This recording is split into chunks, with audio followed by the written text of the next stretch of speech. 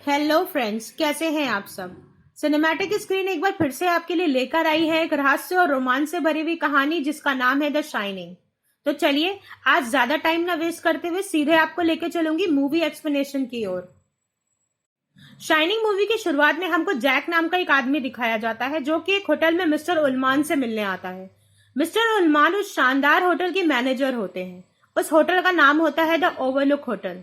Overlook hotel जो है वो मई से लेकर अक्टूबर तक ही खुला रहता था, क्योंकि बाकी के टाइम वहां पे बहुत ज्यादा स्नोफॉल होती थी और होटल की देख रेख के लिए उन दिनों में उनको एक केयर टेकर की जरूरत थी, जिसके सिलसिले में जैक उनसे मिलने आया था। वो मिस्टर उलमान से बताता है कि पहले वो एक स्कूल में टीचर था, लेकिन उसे वो जॉब कुछ खास पसंद नहीं थी, इसलिए वो बुक राइटिंग में अपना हाथ आजमाना चाहता था और उसे एक ऐसी जगह की तलाश है जो जगह शांत हो, जहां पे वो अपने परिवार के साथ रह सके और अपनी बुक राइटिंग पर काम कर सके। उसके बाद मिस्टर उलमान उसको एक रूह कपकपा देने वाली घटना भी बताते हैं। वो कहते हैं कि 10 साल पहले चार्ल्स ग्रेडी नाम का यहाँ पे केयर टेकर था।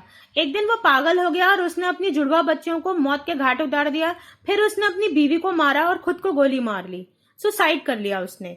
उसके बाद पुलिस आती है और पुलिस इन्वेस्टिगेट करती है और ये बताती है कि उसको केबिन फीवर नाम की एक बीमारी हो गई थी, जिसके तहत उसने इस क्रूर घटना को अंजाम दिया। जैक ये सब बातें सुन के कुछ खास रिएक्ट नहीं करता और वो ये कहता है कि हम मुझे इन सब बातों से कोई फर्क नहीं पड़ता और ना ही मेरे परिवार को इन सब बातों से कोई फर्क पड़ेगा। उसके बाद जैक उस होटल का चार्ज अपने हाथों में ले लेता है। दूसरे सीन में हमको वेंडी दिखाई जाती है जो कि जैक की पत्नी थी और उसका एक बेटा था जिसका नाम डैनी था। डैनी बहुत ज्यादा खुश दिखाई नहीं दे रहा था। उसे बिल्कुल अच्छा नहीं लग रहा था कि उसके पापा ओवरलुक होटल में जॉब के लिए गए हुए हैं। वहीं पे हमको ये दिखाते हैं कि डैनी हमेशा अपने एक इमेजिनरी फ्रेंड से बातें किया करता था उंगली के इशारे से, जिसका नाम टोनी था। वेंडी इन सब बातों को बहुत लाइटली लेती है क्योंकि उसे ये लगता है कि शायद डैनी अकेला है, इसलिए उसने अपना एक इमेजिनरी फ्रेंड बना रखा है। तभी टोनी डेविड को एक विजन दिखाता है। इस विजन में डैनी 2 एलिवेटर्स को देखता है जिनके साइड से बहुत बुरी तरह से बहुत सारा ब्लड आ रहा होता है। उसके बाद वो 2 लड़कियों को देखता है और वो लड़कियां शायद उस चार्ल्स की थी जिनका होटल में मर्डर हुआ था। इस विजन को देखने के बाद डैनी बेहोश हो जाता है। इसके बाद डैनी को देखने के लिए एक डॉक्टर आती है। डैनी उसको बताता है कि टोनी उसके मुंह के अंदर रहता है और अगर कोई भी दूसरा व्यक्ति उससे बात करने की कोशिश करता है तो टोनी उसके पेट के अंदर चला जाता है। डॉक्टर मुस्कुराते हुए वेंडी से पूछती है कि ऐसा बिहेव कब से कर रहा है ये। इस पर वेंडी उसको बताती है कि 5 महीने पहले डैनी ने जैक के स्कूल के डॉक्यूमेंट्स को इधर उधर कर दिया था, जिससे जैक ने बहुत नाराज होकर डैनी का हाथ जोर से खींचा था, जिससे उसका शोल्डर डिसलोकेट हो गया था।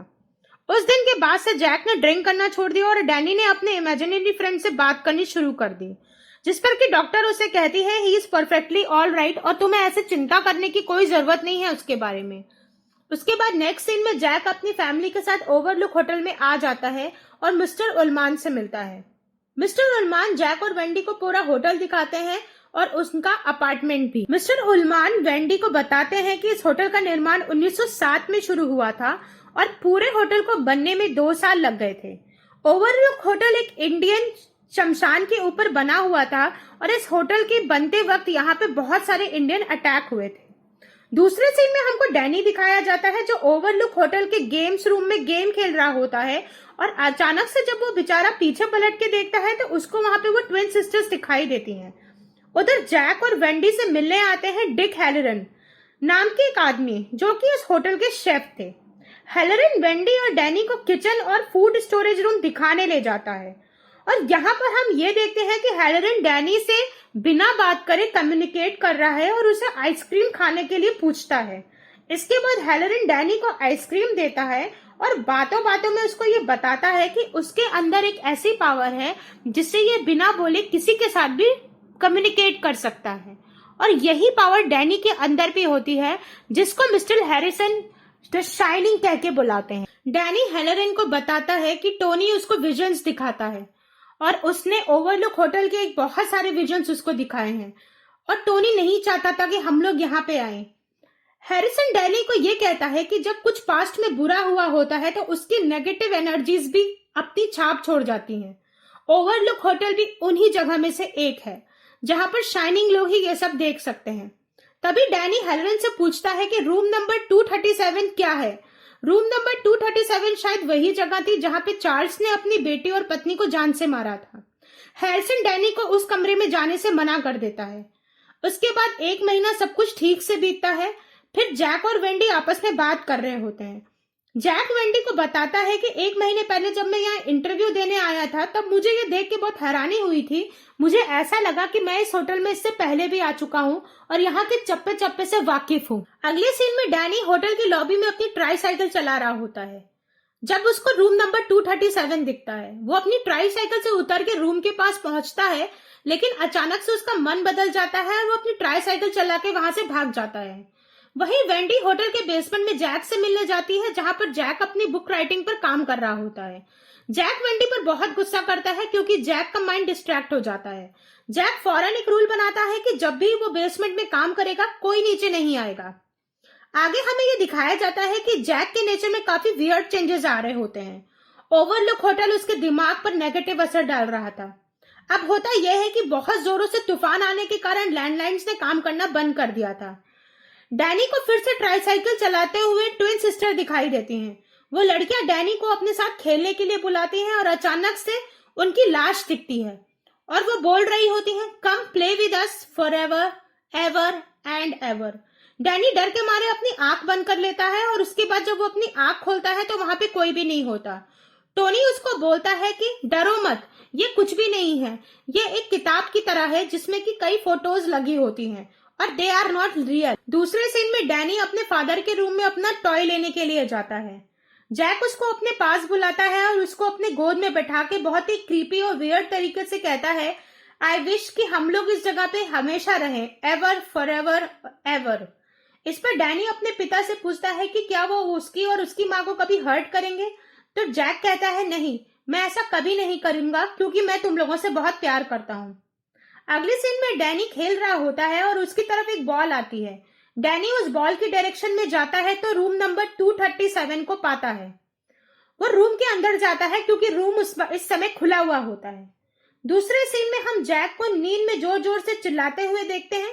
वेंडी उसके पास आके उसे उठाती है और पूछती है क्या बात हो गई। तो जैक कहता है कि मैंने सपने में देखा कि मैंने तुमको और डैनी दोनों को मौत के घाट उतार दिया है और उसके बाद अपनी भी जान ले। उसके बाद डैनी वेंडी के पास बेसमेंट में आता है अंगूठा चूसता हुआ और उसकी गर्दन पे चोट का निशान होता है। वेंडी ये देख के बहुत ज्यादा नाराज हो जाती है जैक पे, क्योंकि उसे ये लगता है कि ये काम जैक ने किया है और वो डैनी का हाथ पकड़ के जैक को कोसते हुए वहां से चली जाती है। इसके बाद हमें ये दिखाया जाता है कि जैक का नेचर बहुत चेंज हो गया था। वो काफी क्रीपी और वियर्ड तरीके से बिहेव करने लगा था। दिन पे दिन पागल होता जा रहा था और उसको शराब पीने की इच्छा दोबारा से हो रही थी। वो अचानक से गोल्ड रूम में जाता है और वहां पे दिखाते हैं कि लॉयड नाम का एक बारटेंडर होता है जिसके पीछे बहुत सारी शराब की बोतलें रखी होती हैं। पर सच तो ये था कि उस होटल में कोई भी नहीं था उनके अलावा। तो वो बारटेंडर कहाँ से आया? एक्चुअली वो बारटेंडर एक भूत। जैक बोलता है कि वेंडी पागल है और वो उसको फालतू में कोस रही है। मैंने कभी भी जैक को नहीं मारा। मैंने उसे मारा था 3 साल पहले क्योंकि उसने मेरे स्कूल्स के पेपर्स को उथल पुथल कर दिया था, जिसकी वजह से उसकी शोल्डर डिसलोकेट हो गई थी। आपने ध्यान दिया होगा तो आपको ये समझ आया होगा कि वेंडी ने डॉक्टर से बोला था कि 5 महीने पहले जैक ने उसको हर्ट किया था, लेकिन जैक यहाँ पे कह रहा है कि मैंने 3 साल पहले उसके साथ ये किया था। इतने में वेंडी वहां आती है और जैक को बोलती है कि रूम नंबर 237 में एक लेडी है जिसने कि डैनी को मारने की कोशिश की है। जैक उस कमरे में जाता है जहां पे उसे एक नेकेड औरत दिखती है जो उसे सिड्यूस करने की कोशिश करती है। जब जैक उसको किस करने लगता है तो वो औरत की बॉडी सड़ने लगती है और वो एक क्रीपी बुढ़िया में बदल के उस पर हमला कर देती है। जैक किसी तरह से अपनी जान बचा के वहां से भागता है। इतने में डैनी को चोक होते हुए देखते हैं। डैनी अपनी शाइनिंग पावर से हेरोलिन को वापस बुलाने के लिए कहता है और कहता है कि तुम जल्दी से वापस आओ क्योंकि मेरी और मेरी माँ की जान खतरे में है। हेरोलिन तुरंत ओवरलुक होटल पहुंचने के लिए फ्लाइट बुक करता है ताकि वो उनको बचा सके। जैक पागलों की तरह वेंडी पर चिल्लाता है और वापस गोल्ड रूम की तरफ चला जाता है। गोल्ड रूम में एक पार्टी चल रही होती है और वहां पे बहुत सारे लोग बैठे होते हैं जो कि भूत थे। पार्टी के दौरान जैक को डेल्बर्ट ग्रेडी नाम का एक आदमी मिलता। वो जैक को बताता है कि उसकी 2 जुड़वा बेटियां हैं और एक पत्नी है। इस पे जैक उससे पूछता है कि क्या वो इस होटल में कभी केयर टेकर का काम करता था। इस पे ग्रेडी जैक को बोलता है कि जैक ही शुरू से इस होटल का केयर टेकर था। ग्रेडी जैक को बताता है कि तुम्हारा बेटा अपनी स्पेशल पावर्स यूज करके किसी और को यहाँ पे बुला रहा है। एक बार मेरी बेटियों ने भी इसी तरीके से कुछ गलत करने की कोशिश करी थी, इस होटल को जलाने की कोशिश करी थी, इसलिए मैंने उनको सजा दी। अब सेम काम तुम्हें भी करना है, तुम भी उनको सजा दो। जैक गुस्से के मारे बाहर निकलता है और सारा सामान इधर उधर फेंकने लगता है। उसके बाद वो रेडियो कंडक्टर्स को निकाल देता है ताकि कोई भी इंसान उनसे कनेक्शंस ना बना सके और बाहर से कहीं भी कुछ भी कम्युनिकेट ना हो सके। सीन चेंज होता है, जहां डैनी को दिखाते हैं, वो टोनी की आवाज में रेड ड्रम चिल्ला रहा होता है। वेंडी के आने पे वो कहता है कि वो डैनी नहीं है, वो टोनी है। इसके बाद वेंडी बहुत घबरा जाती है और वो बेसबॉल बैग लेके बेसमेंट में जैक से मिलने जाती है। वेंडी को वहां पे जैक के लिखे हुए पेपर्स दिखाई देते हैं और सरप्राइजिंगली जैक ने उन पे सिर्फ इतना ही लिखा होता है, all work and no play makes Jack a dull boy. सिर्फ यही लिखा होता है उसने इतने दिनों में। एकदम से जैक पीछे आ जाता है और पागलों की तरफ वेंडी की तरफ आने लगता है। वेंडी डर जाती है और उसे बेसबॉल बैट से जोर से मार देती है, जिससे कि वो बेहोश हो जाता है। इसके बाद वो जैक को घसीट के फूड स्टोरेज रूम में लॉक कर देती है। वेंडी बाहर भागने की कोशिश करती है, मगर वो देखती है कि जैक ने उनकी कार के सारे तार काट दिए हैं, जिससे कार स्टार्ट नहीं हो रही। उधर जैक को होश आता है और वो ग्रेडी की आत्मा उसे उकसाती है। जैक उससे कहता है कि मैं बाहर कैसे निकलूं, तो ग्रेडी कहता है मैंने तुमसे कहा था लेकिन तुमने अपना काम सही से नहीं किया। जैक उससे कहता है मुझे सेकंड चांस दो और मैं सारा काम सही कर दूंगा। और जैक के इतना बोलते ही स्टोर रूम का दरवाजा अपने आप खुल जाता है। दूसरी तरफ डैनी को आभास हो गया था कि जैक आजाद हो गया है और वो एक चाकू लेकर रूम की डोर पर लिपस्टिक से रेड ड्रम लिख रहा होता है। जब ये बात वेंडी देखती है और वो जब शीशे की तरफ देखती है तो रेड ड्रम की जगह मिरर में दिखता है उसको मर्डर। टोनी वेंडी को होने वाले मर्डर के बारे में आभास करा रहा था। तभी जैक कुल्हाड़ी लेकर डोर तोड़ने की कोशिश करता है। इसके बाद वेंडी डैनी को लेकर बाथरूम की तरफ जाती है और दरवाजा लॉक कर लेती है, लेकिन वो विंडो इतनी छोटी होती है कि वेंडी खुद बाहर नहीं निकल सकती। अपने बचाव में वेंडी जैक के हाथ पर चाकू से हमला कर देती है। तभी हेलोरिन वहां आ जाता है, मगर उसके आने का कोई फायदा नहीं होता। जैक कुल्हाड़ी से हेलोरिन को मार डालता है। इसके बाद जैक डैनी का पीछा करता है, लेकिन डैनी होटल के सामने बनी हुई मेज में घुस जाता है। वेंडी डैनी को होटल में ढूंढते हुए जब इधर उधर भागती है तो उसको वहां पे बहुत सारे भूत दिखाई देते हैं। यहाँ तक कि वो एलिवेटर वाला सीन उसको फिर से दिखाई देता है, जहां पे बहुत सारा ब्लड आ रहा होता है। डैनी इस मेज में रोज अपनी मॉम के साथ खेलने आता था। वो अपने फुटप्रिंट्स को छुपा देता है और जैक को डिस्ट्रैक्ट कर देता है और वहां से बाहर निकल जाता है। उसके बाद वो सीधा जाता है अपनी माँ के पास। वेंडी भी उसे ढूंढते ढूंढते बाहर आ जाती है और वो लोग हेलोरिन की गाड़ी में बैठ के वहां से चले जाते हैं। उधर जैक को दिखाया जाता है जो मेज में बुरी तरह ट्रैप हो जाता है और फ्रस्ट्रेट होकर चिल्ला रहा होता है कि उसने वो अपनी फैमिली को नहीं मार पाया। अगली सुबह जैक की बॉडी बर्फ में जमी हुई मिलती है और वो ऑलमोस्ट डेड हो चुका था। अब आते हैं मूवी की लास्ट सीन में, जहां पर सब लोग कंफ्यूज हो जाते हैं। होटल में कुछ पुरानी फोटोज लगी होती हैं जिनमें जैक की भी फोटो होती है, जो कई लोगों के साथ पार्टी कर रहा होता है। ये फोटो 4 जुलाई 1921 की थी, जबकि मूवी की कहानी 1980 की है और मूवी का सीन यहीं पे एंड हो जाता है। अब मैं आपको मूवी की थ्योरी एक्सप्लेन करती हूँ। अगर आप मूवी को शुरुआत से समझने की कोशिश करें तो आप ये जान पाएंगे कि जैक बहुत ही गुस्सैल और सनकी टाइप का आदमी था। वो पहले बहुत शराब पीता था और अपने बेटे को मारा पीटा करता था। यहाँ तक कि वो हर बात का इल्जाम वेंडी पे लगाया करता था कि वेंडी की वजह से ही सब कुछ हो रहा है। डैनी अपने फादर से इतना डरता था कि उसने अपने अंदर एक स्प्लिट पर्सनैलिटी को जन्म दे दिया था। टोनी स्ट्रांग था, क्लेवर था और वो डैनी की रक्षा किया करता था। वेंडी को मूवी में शुरू में बहुत कमजोर दिखाया गया है, लेकिन बाद में वो एक स्ट्रांग वुमेन बन के सामने आती है जो अपने बेटे की रक्षा करती है। इस होटल में एक खास तरह की एनर्जी थी, नेगेटिव को नेगेटिव दिखाने वाली और पॉजिटिव को पॉजिटिव दिखाने वाली। जैक एक नेगेटिव आदमी था, इसलिए जब वो इस होटल में रहने के लिए आता है तो धीरे धीरे नेगेटिव एनर्जीज उसके दिमाग पे हावी होने लगती हैं। वहीं पे अगर आपने वेंडी को देखा होगा तो वेंडी शुरू में एक कमजोर औरत थी, लेकिन बाद में वो बहुत स्ट्रांग हो जाती है।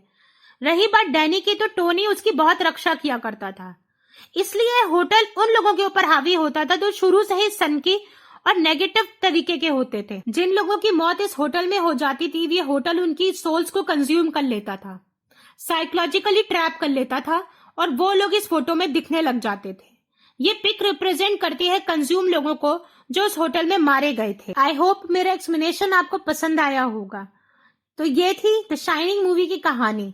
अगर आपको मेरी मूवी की एक्सप्लेनेशन पसंद आई हो तो प्लीज मेरे चैनल को सब्सक्राइब करिएगा और एक लाइक का बटन जरूर प्रेस करिएगा। तब तक के लिए अपने घर में रहिए, सुरक्षित रहिए और सेफ रहिए।